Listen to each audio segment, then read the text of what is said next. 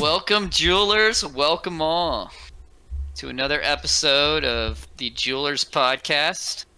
I'm joined here with Squanch and Dags. Mega could not make it with us tonight, so I'll kind of be, I guess, hosting and moderating the topics here. So, anyway, how are y'all doing? Doing good. Checking in from Puerto Rico. Doing good out here. Disappointed to be correct on my jewel call going below 20 cents or whatever. Pretty sad days. Pretty dark days. Pretty goblin mode right now as far as jewel price goes. But we got a bunch of exciting stuff coming with dueling and things like that. So excited to cover those topics.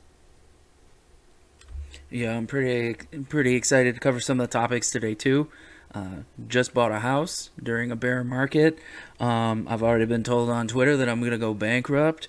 But maybe Jewel can scrape me out of it, huh?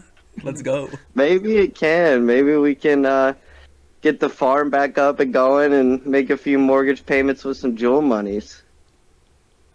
Yeah, with Dags, with you moving, I am now going to be the only Jeweler podcast member that is now in the Central Standard Time Zone. So, with Squanch moving to Puerto Rico, you're in the, the Atlantic Time Zone. You're not even in Eastern, and then it will be Dags and Mega that will be in the Eastern Time Zone. So, we'll have to start scheduling things around Eastern Time now. Anyway, we got some topics to get into today. So one of the things that that Squanch has brought up to me, and this was a week ago. I know we took last week off from podcasting, but we're back, and Squanch shared a video talking about what could be the big plays this next bull run with, I forgot the analyst you were... Van Spencer. Yes, okay, and he mentioned DeFi, or GameFi, I mean, he mentioned GameFi, which, Juul and DFK fall under, but then he also mentioned layer 2s for Ethereum. And you brought up to me that it would be a really good move for the DFK team to look into expanding on layer 2. Can you explain, what are maybe some layer 2 projects people may know or should know about, and what it would mean to expand on layer 2? What is layer 2 versus layer 1 or an alternative layer 1, etc.? All right, so everybody hates Ethereum because of the transaction fees, right? If you could transact on Ethereum for the same price as Harmony, then everybody, there would be no need for Harmony, right? Or not really.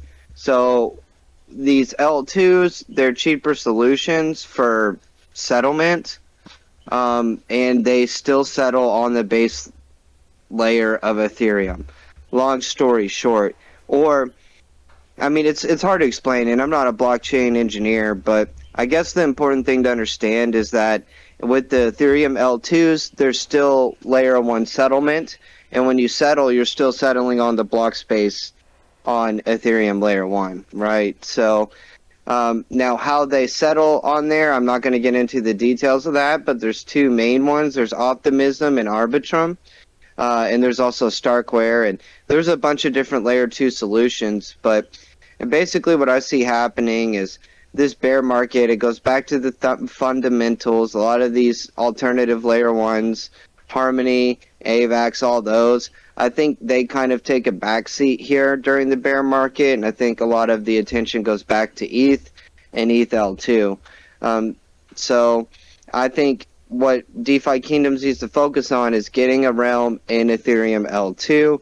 This is where liquidity is going to be bootstrapped again.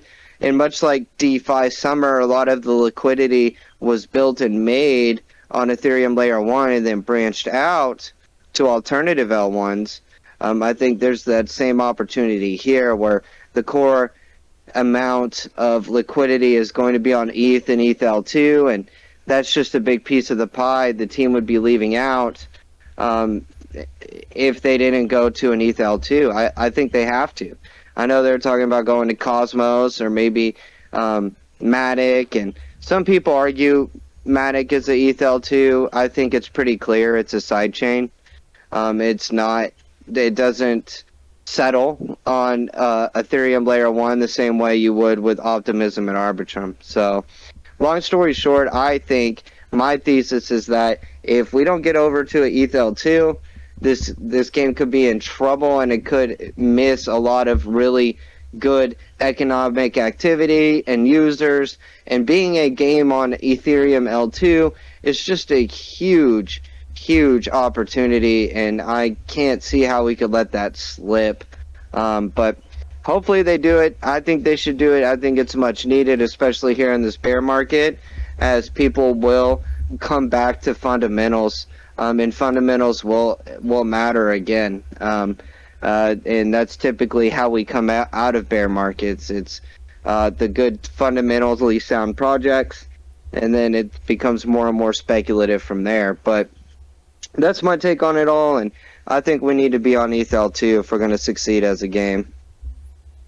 That is great insight, and that kind of leads into kind of another topic we had here is that I've noticed in the last few AMAs the team has put a lot of focus on mentioning that they are emphasizing marketing and partnerships for the game. Obviously the game needs more active players so that way the project can grow. But, with them emphasizing partnerships, it's optimal time to try to partner with an ETH Layer 2 project and see if they can get their game on ETH Layer 2. This is a talented team. They built their own, subnet, subchain, and we know that they have the capabilities to push the limits of innovation in crypto. So why not do it again and try to maximize what could be the big play in this bull run, GameFi and ETH Layer 2, and do it. I think it's a really bold move, and I hope someone on the team listens to this podcast and takes Squanch's advice and looks into it at the very least. You got any thoughts, Dags? Yeah, I mean, it kind of sounds like we're talking about the Harmony, starting in Harmony, and then the AVAX expansion's just not really making it. And if I'm misinterpreting that, let me know. But yeah, these kind of talks, those ones, they're they're kind of over my head a bit, because I really just kind of focus on like gameplay and Right. and kind of design stuff. But I mean it's important, because the game being on the blockchain, you can't survive without funds, without investors. So that's kind of my extent of it. Yeah.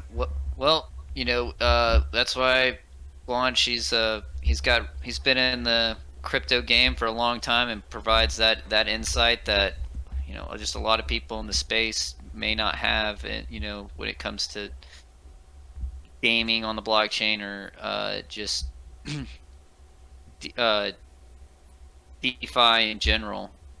I But just want to anyway, make one thing clear. I still think gameplay should be prioritized over this, but man, we're definitely gonna want a realm or some sort of type of game on ETH L2, in my opinion. But we'll see how the team approaches it, and we'll see if that's something they're aware of or something that they're prioritizing. But gameplay, please. That's the most important thing. I would be happy with it. Hey, we're looking into an ETH L2 solution or getting on there, but we're also working on PvP at the same time. That would be a nice announcement. so that can also kind of segue into this kind of topic. So the team, that like everybody is wanting gameplay, and like now, it's getting to the point where we're in the depths. We're not in the depths of the bear market yet, but we're heading there. And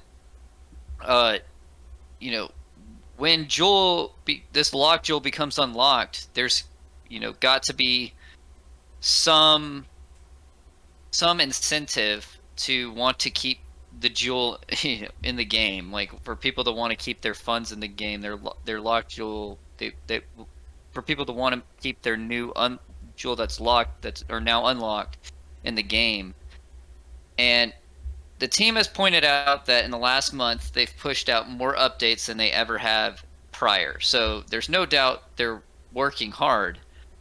But I know, Dags, you were talking about in our Discord some of the ideas of the incentives to keep Jewel unlocked or locked, incentivized, for people to hold it. Do you want to discuss what some of those ideas were? Yeah, thanks. Yeah. And of course, I don't really have the investor mind, so some of my ideas could have been outrageous. But I was thinking, what if you made a guild hold a certain amount of locked jewel, to be established, and then the more the more you had, kind of the more access you had to certain guild perks, I guess you could say, or landowners. There were certain tiers of land, and you unlocked those tiers by having a certain amount of locked jewel. Something like that, because that might alleviate some of the sell pressure to unlock it. I mean, it sounds like it's going to be an active choice to unlock it, which I didn't know. I thought it was just kind of going to be, something you did. Right. What do you guys think about that? And I love that idea. And anything to delay or slow down this release or sell pressure of locked jewel is going to be great, especially because it sounds like a lot of this jewel is going to start unlocking before like actual gameplay comes out. So it's a big ask for a lot of people to hold the token when there's nothing to do with it or anything like that. So any incentive to hold the locked jewel, I think is going to be important. And not, I mean, let's just be real. We're at 19 cents right now. I mean, it could get ugly here if we don't get good reasons to hold Joel and good reasons to use it. If we don't get good utility. Well, and one of the reasons it came up is because during the AMA, one of the community members was like, okay, I asked 3 weeks ago, what's your plan for Locked Jewel? And you guys said, well, it's going to be in talks for our weekly meetings. And he's like, and then I asked the next week, and you guys were like, oh, it's going to be in talks for our next meeting. And then it was this week too. And Fox just didn't sound like he had a plan. And it's like, doesn't this stuff unlock in like a month and a half? So it's like, you still don't have a plan. So Fox was like, well, if anyone has any suggestions, definitely, send the suggestions in the Discord. We consider everything that's sent. So it's like just kind of out of desperation. I'm like, my ideas might have consequences. They might be dumb, but it's like, is anyone saying anything else? I mean, they clearly don't have an idea what to do right now. Yeah, so good. There is some somewhat good news here, is that the unlocked Jewel schedule is being pushed back from that original August date because the halving of the gardens is moving slower than projected.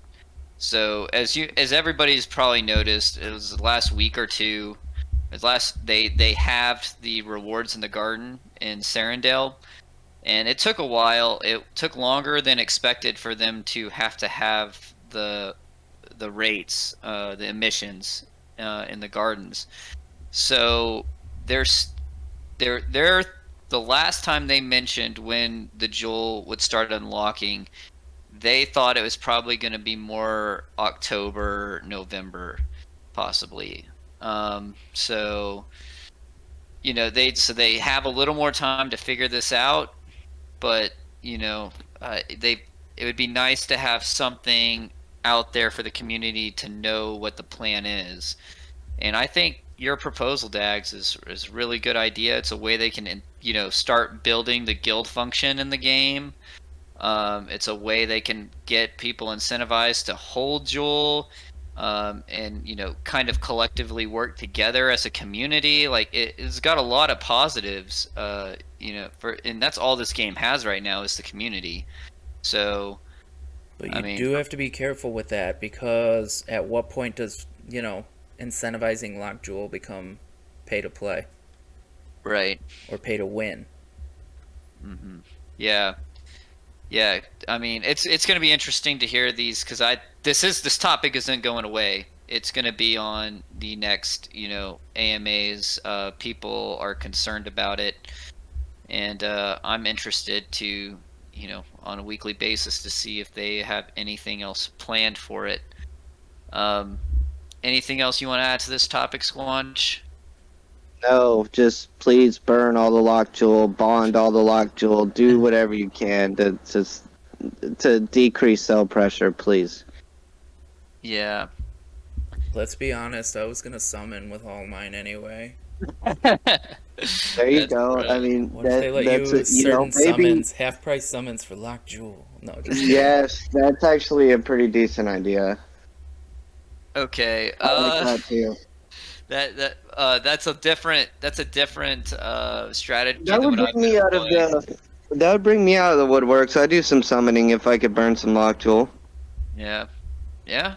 That's another. The team may want to. especially at a discounted price. I mean, I'm not gonna suggest that. So if one of you want to put that little suggestion together, be my it's guest. Team. it's not bad. I would definitely do suggest that. Yeah. Through that, we don't have to write it. We know the team's listening to this. Hopefully. Anyway, so there was also some news in the community this past week.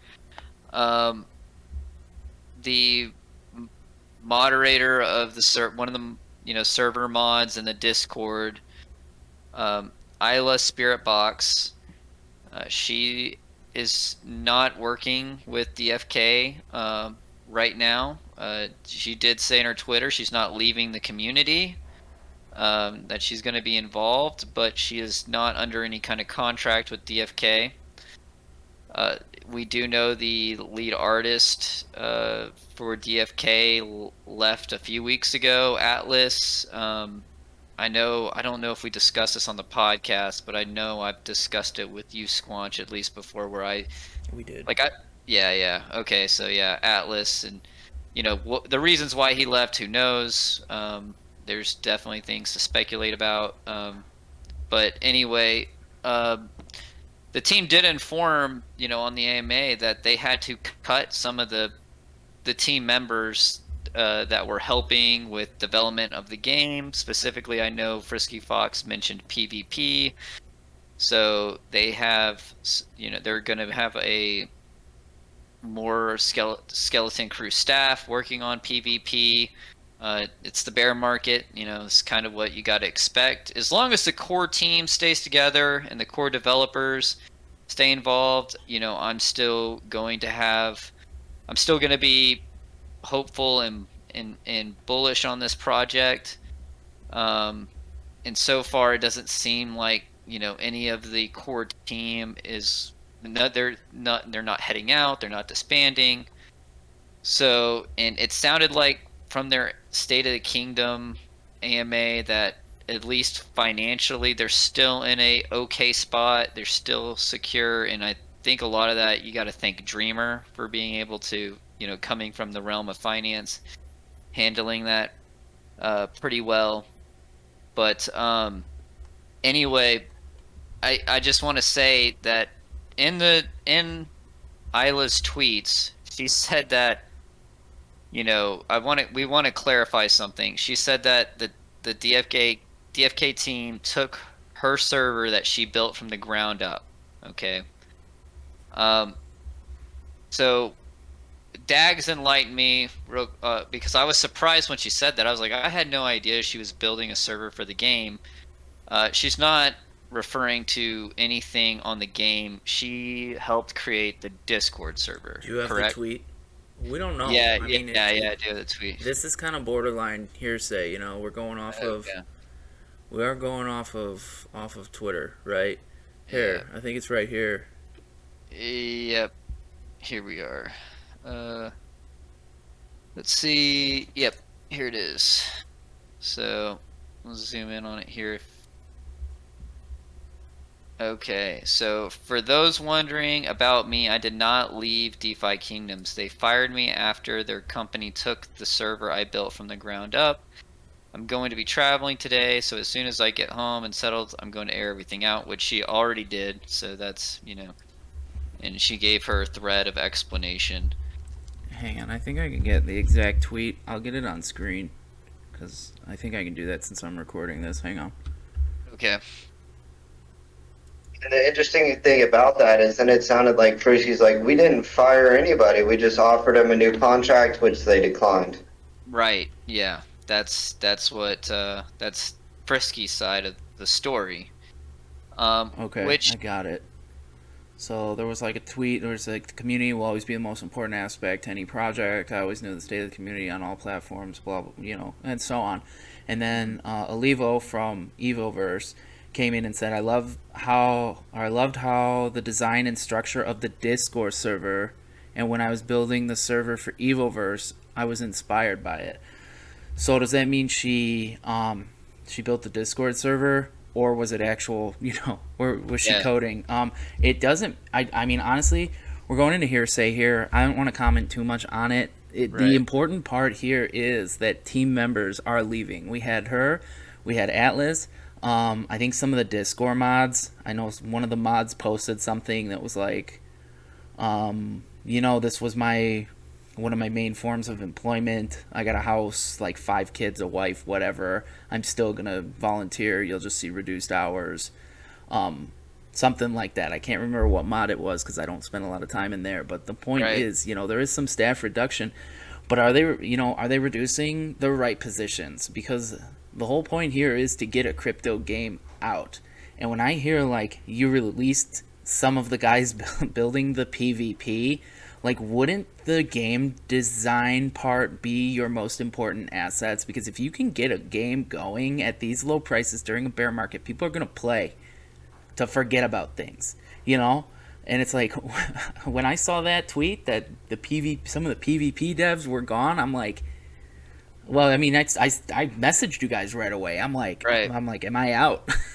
Yeah, well, what I think is that the devs that were leaving were just probably uh, developers they contracted. They probably weren't like the core team. That's what I imagine, Okay. because nobody from the core team has come out and said like, hey, I'm leaving DFK. So when it comes to these kind of projects, they contract out, with some developers on short-term contracts to help, you know, assist in developing. They're not designers or by any means. They're just helping carry out, the core developer's vision. And that's what I'm picturing, at least, is probably, that they couldn't renew those contracts. Bear market, it's tough on us all, and every project is going to have to cut staff. That's just reality. I mean, even your favorite Coinbase had to cut like 18% of Oh their my staff. God, dude! I hope they die. I'm good news is I got my money back from Coinbase finally, and I'm never going to use them again. Till they're a sponsor. Yeah, yeah. Unless they want to sponsor this podcast, I'm not above it. So, but as of right now, I'm Team Gemini. That has been my exchange of centralized exchange of choice when I do use centralized exchanges. So anyway, I'm not paid to advertise for Gemini, but that's just a plug there because of how shitty Coinbase customer service is.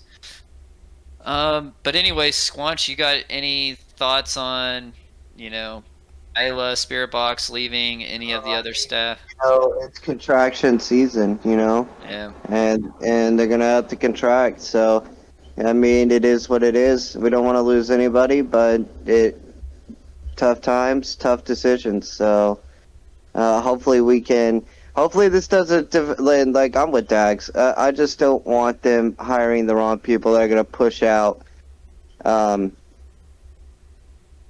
gameplay getting out, because that's the most important thing, and this game, and we've been saying this since the jump. It needs gameplay, and it needs gameplay to be right. So Okay, that's that. let's segue into some of Dueling. the economics of PvE here, because they did talk about that on one of the AMAs recently. Because somebody asked, what are going to be the rewards of PvE questing or PvP combat, and the team said that they did make an emphasis that PvE quests so you're going to have to acquire the resources from the profession quests, and not just the profession quests in Serendale, but the profession quests in Crystal Vale. Like, you're going to get different rewards obviously from different profession quests in different realms. So you're going to need to get resources from all these profession quests. So everybody that doesn't have like 40 heroes is probably short heroes for what they envision you're going to need to get these resources, right? But anyway, profession quest resources, and then you're going to need resources from PvE to craft really useful badass weapons. So they did emphasize that, and they did say that for the PvE, they're designing it to where you're gonna need to use potions to complete the quests. That they're going to be difficult enough that potions will have to be used, so that will incentivize some of the game components to increase in value. And essentially, they talked about how they were just developed with how PvE is going to be an integral part in developing the value for in-game resources and components. Yeah, they need that. We're just sitting on a bunch of inventory right now, so Right. we need that. That needs to come out, and we need that. And I've at least had an idea that's always been their idea, to increase the value of in-game items and make the heroes, have more value. I think ultimately the team and the way that they've announced it is they've always wanted the heroes to have more value than the token. And one way they could do that is by having the heroes get you valuable in-game assets. So, we need that, and that's what we're looking forward to. And hopefully, as dueling and all this comes out, we start to see the pieces come together. And they did also mention that in PvP, their tournaments are going to be, they plan it to be Duel as the prize. So it sounds like in PvP you will be combating for Duel. As of right now, that's their that's what That's good. That's good too. They need that too. Yeah. Well, how are they going to do that if they can't even make it a prize for duels? How are they going to structure that? Yeah. So I don't know how. Yeah, interesting. Yeah, Very interesting. Yeah, riddle us that. How's that? I don't know. That's such a good Unless you question. structure it like a quest, Yeah. where they separate the victory as like a pass or fail roll. That could, I don't know. Can you make it look Axie's like? got away with rewarding their token, right? The SLP. So I don't know. Maybe Joel will find a loophole or something too. Yeah, I mean they do have they Sniping do, Axie dev. they do reference their lawyers a lot so obviously they're trying to figure out how to navigate these waters. Anyway, so that was kind of their update on PvE, PvP. I remember them saying that PvE was going to probably come first a while back. I'm guessing that's still on schedule to be that way, which honestly I would prefer to see PvE first. I don't know about you guys. Do y'all have a preference between PvE and PvP? No, let's just get one out. No? Either one I'll take. Well, I mean, I'm just here for the PvP. So You don't care about PvE? That's been Dag's motto from the jump. Yeah. I've been saying that. You could probably go back 6 months and just see me saying that crap on Twitter. Yeah. But no, I'd like to see both. Discord. I'd like to see both because before I PvP, I always PvE to kind of test run my characters. So Yeah. that's kind of your sandbox. So I Yeah. I want one, you know. And I mean the duels are gonna be fun, but it's not the experience. It's not the gaming experience. Like, you know, even in freaking Yu-Gi-Oh, the creatures pop out of the cards and attack each other, and it's like Yeah. we're just gonna see dice rolls here. So I want something more, um, and I'm looking forward to it. So let's talk a little bit about dueling. They did give us a little bit more information about dueling. So when you do duel somebody, whether you win or lose, you will be rewarded raffle tickets. I would imagine if you win, you get more. I don't believe they said that, but that would just make sense to me. But the winner gets their gold fee back from the dual combat. The loser's gold fee gets put into the reward pot, which then, you know, they also said you can exchange your raffle tickets for gold. And I was a little confused on this. I don't know if they meant like actual gold in the game, or if they meant that your raffle tickets give you an amount of gold from the gold pot when it's distributed out. Did any of y'all have a better understanding of that? Because I did not. I don't It have. just sounds like you can opt to sell your raffle ticket, and then there's one less raffle ticket out there, Yeah. increasing everybody else's odds. Yeah. That's the way I interpreted it. Then could I buy more raffle tickets on Fox Escrow? Possibly. I think Most they likely. mentioned. I think they did say that the raffle tickets were non-exchangeable. So I'm wondering if there's something where you click before you get the raffle tickets to either receive the raffle ticket or receive the gold. But someone's gonna find a way to make them exchangeable. I love data miners. Right. I think what what they had to do, they had to reward losers because people are putting Jewel up to do Yeah. the duel. Yeah. So they're like, crap, we're really asking a lot from our players here who've, you know, been here and held Jewel, and now we're asking them to burn that Jewel, and there's a chance they don't get anything in return. Now you at least get a chance at the raffle ticket. Yeah, that makes sense. Is there any other thing about dueling y'all want to talk about? Other than I think I'm glad they added that. I mean, you know, with us giving up our Jewel, we needed that little research that, hey, it's not a total waste. We still get a raffle ticket and a chance at a dream of winning raffles. Did y'all notice this new arrow in the marketplace? So nice. Some of the quality of life things. Hey, why don't you start one of those quests? Go to start one. Go with the dancer. Did you do that yet? Click on it. Not yet. Start quest. Scroll down. Check this out. Look at your highest luck, and then it tells you your endurance in case you want to run it anyway. Wow, I haven't done a skills quest in a while. I've just been doing profession quests, so I did not know this update went through. Yeah, I do them every day when my miners and gardeners are done. They do skill quests till nighttime. Wow. Okay, pretty cool.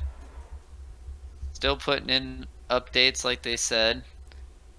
Yeah, I can't remember what else they updated. I think there was something in the pets. And the leaderboard stuff. I know. Did we talk about the leaderboard fix? Yeah, not yet, but we can do that right now. So, yeah, for those that don't know, there was a leaderboard glitch in which the stats of the leaderboard were tied to the hero, not the wallet.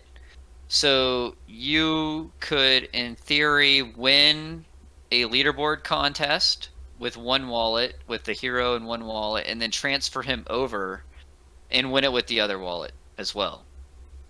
So what they've done is now they've attached the winnings to the wallet that the hero is currently in.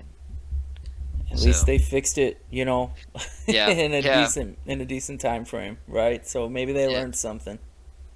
S- Um, yeah. I'm glad that the team is on top of it, and they're not letting an exploit happen.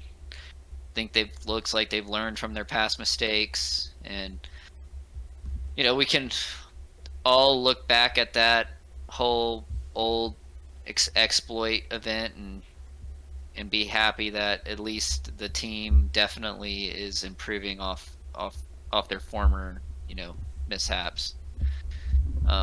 Any thoughts on it, Squanch? No, other than glad they fixed it, and I'm glad it didn't get out of control. Yeah, yeah. So what was the new things on the pets, Dags? I put up. So I've only hatched one of my eggs right now, and there's a reason I haven't hatched the other eggs, and I'm waiting. And we can discuss that in a little bit later when we talk about what our current strategy is, just in DFK and crypto in general. I might have But been mistaken. I'm gonna check the Medium article and see if I can find something. Okay, so anyway, the for those that wanted to see the pet I hatched, it's nothing special. It's a total pleb pet. It's just a fish. I did the Gaia's Grace, the cheap one, and well, I got what I paid for.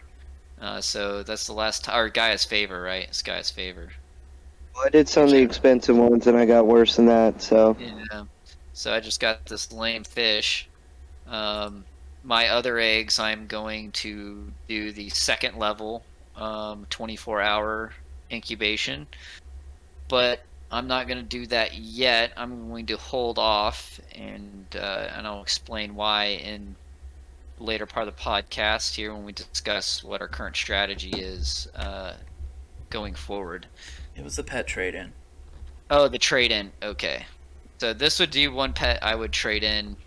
You have to have two, right? Two to trade in to Yeah. get another egg. yeah, Okay. then get another egg. Yep. I wonder what it Yep. looks like. You want me to take the screen and see? Because I mean, I have Yep, a few. go Let's find go out. for it. Absolutely. All right, one sec. All right, let's see here. And I'll take over on Discord so you guys can see. One sec. Yeah, definitely.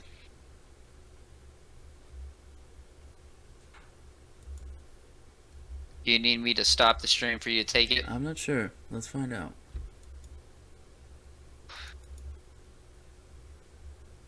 I got too much on here. Let's see. Hang on.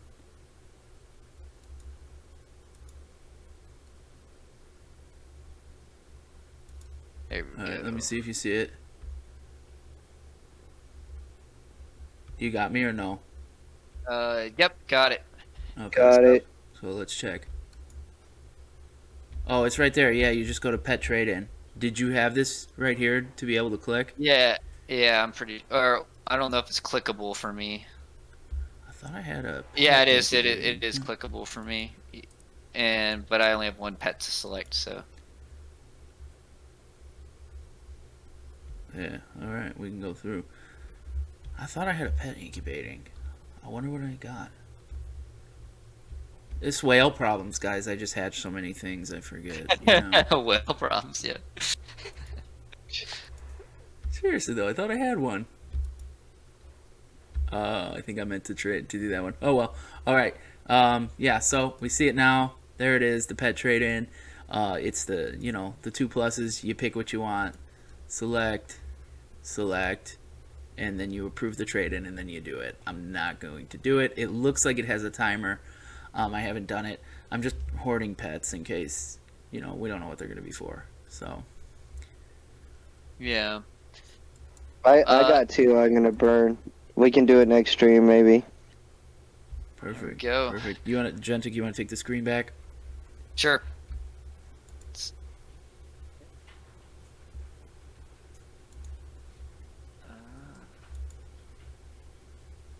All right. So, a next topic. Since we're talking about pets, the team did want to mention that there is with pets, somebody a community member asked if the pet's boost will like grow for your, for the character. So like, for example, if the pet gives +2 to agility, if it's a combat boost, if you have that pet for amount of time and you do quests with it, etc., can it boost it to a +3 agility?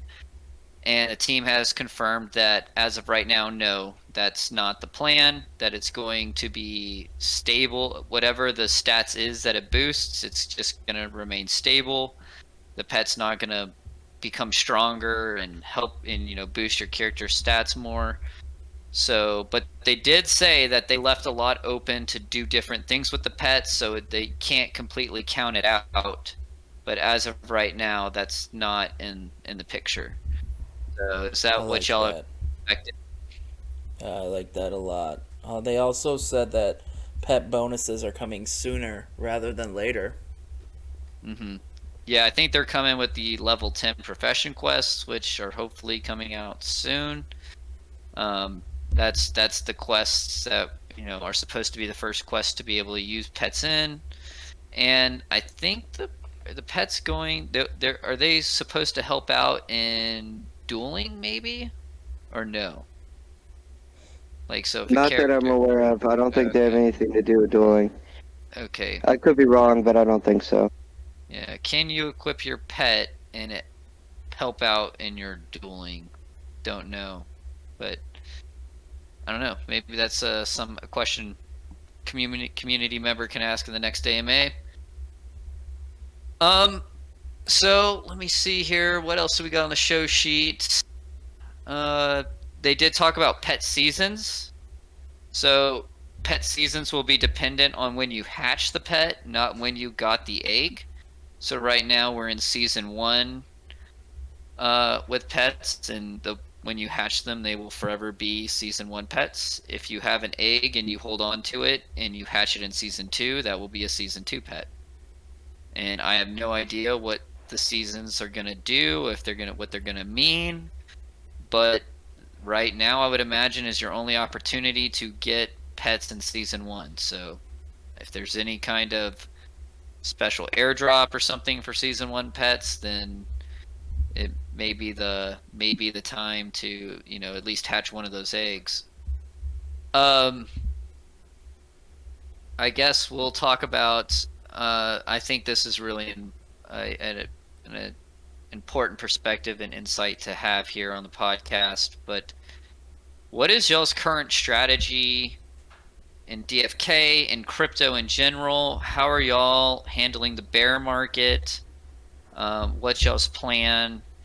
And I will start with Squanch because he is our veteran here who's been through, the the intense crypto winter of 2018, and he knows how to play these bear markets. He knows how to come out the other side, stronger. So, Squanch, give us some insights on what you're doing. All right, so strategy for DFK. All I have is my hero exposure. I'm leveling them up.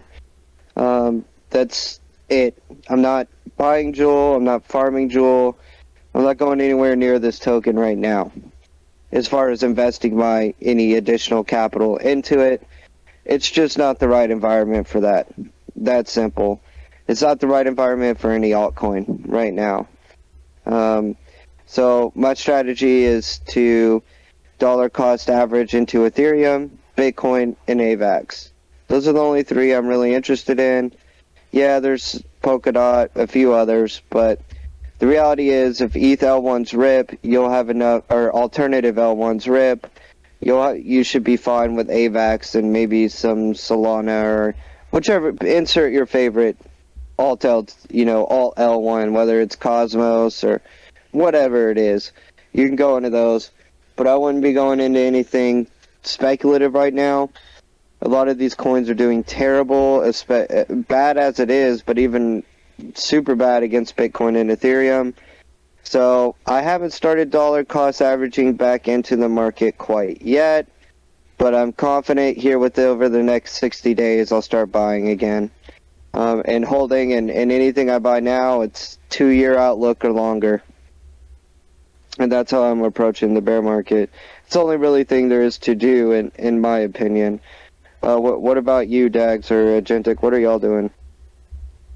Agentic, go ahead. All right.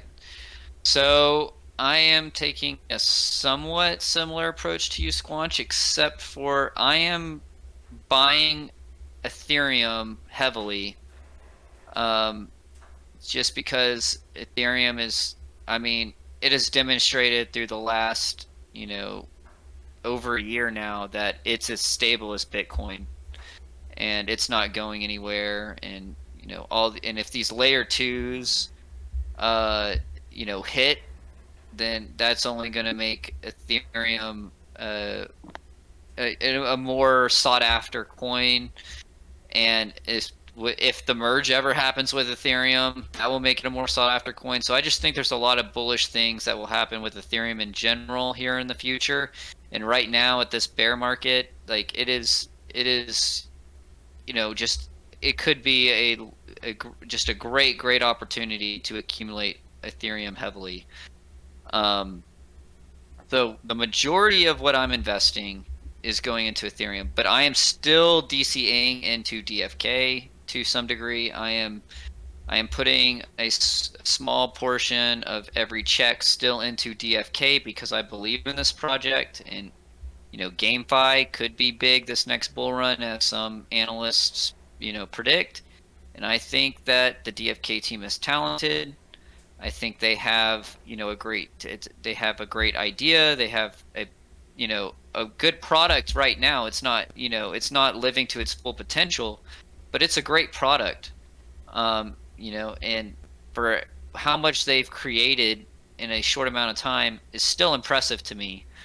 And I want exposure to it because it could be a complete moonshot.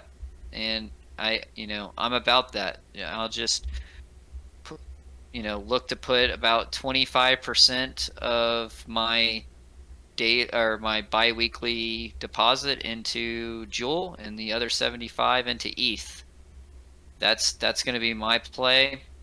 And the reason I haven't hatched my other eggs yet is because right now I am still farming Duel. And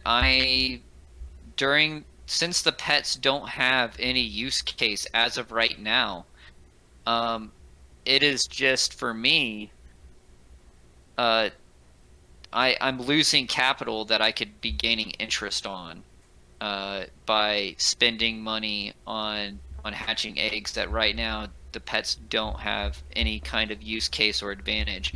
So once the pets have a use case and can provide some kind of incentive in the game, I will definitely hatch my eggs. But until then, I'm just compounding my earnings that I have in the farm.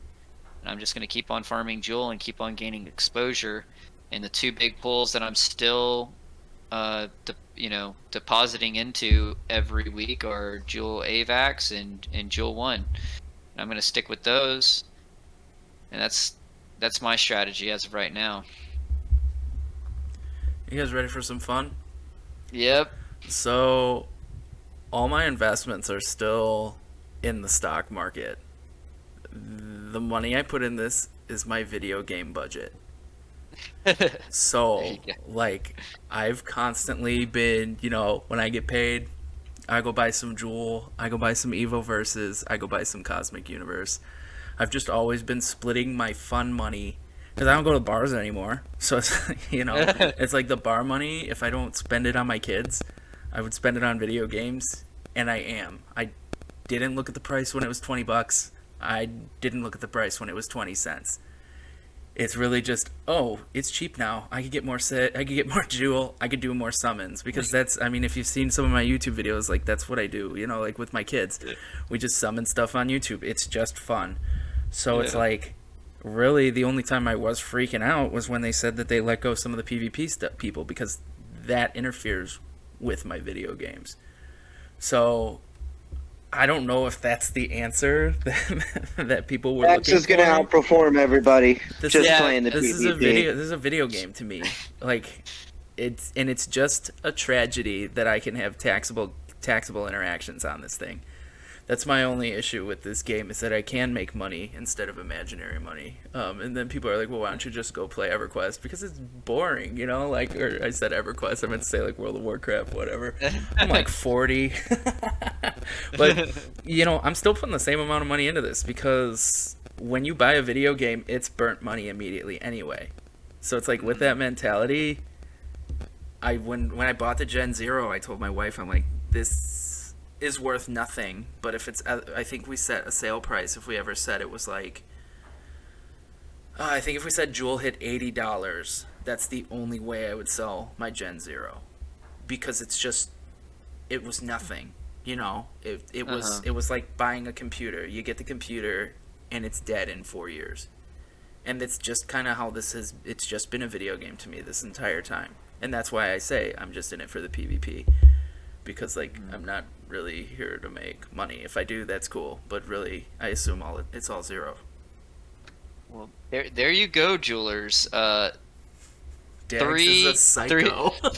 Three different, very different strategies here. I would say that Squanch is one extreme, Dags is the other extreme, and maybe I'm somewhat in the middle here.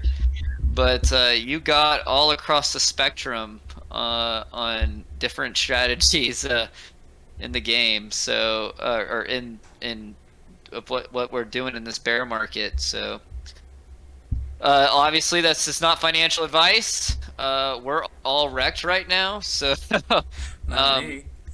yeah, well, not Dags, because he's all in heroes. So maybe Dags is the best strategy. Who knows? I would lean yes. Time would tell. But yeah, I think that pretty much covers. I guess one last topic here is I did want to mention, and I forgot to talk about this earlier. Be short. The new art style. Somebody brought that up during the AMA, and I know we've talked about it in previous podcasts. The team they plan on expanding it through the whole map, but right now it is definitely not a priority of theirs to implement the new art style across the map. They did say when they do start implementing land that the new art style will be implemented for the new land, which, I guess so when you build up your land, it will look like, the central market and the east market, and it won't be the old 8-bit style art. So that was my take from that. I guess the team, they have other priorities they got to attend to. So I understand why the not implementing the new art's got to be on the back burner.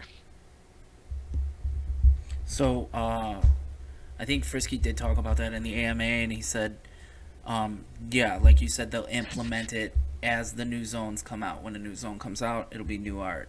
They're not going to go back because it's just they have the resources elsewhere. I think the art teams. I know the art team's working on those green eggs. Yeah, green and yellow eggs. Yep. So, anyway, any closing thoughts?